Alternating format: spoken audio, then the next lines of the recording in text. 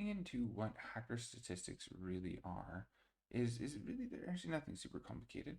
We're just going to use a loop in Python, and we're going to just repeat the loop as many times as we want to collect the sample.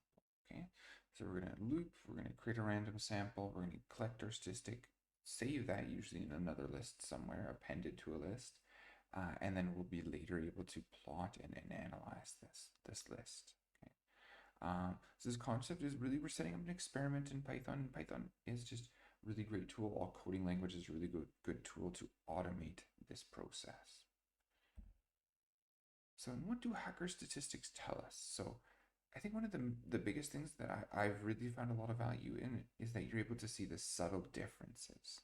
Okay, so although things might not pass a hypothesis test, visualizing things with the hacker statistics gives you much better understanding of, okay, well, maybe it didn't pass it, but I'm still noticing that there's a valid difference between these two categories. Okay, and this also creates allows us to create critical regions, or the p-values. Basically, what we want to say is we're certain that maybe our average or our correlation is within this range. Okay, and this gives us a good understanding of the data and how to work with it in that sense. Okay, and really appreciate it a little bit better than that 0.05, 0.06, 0.04.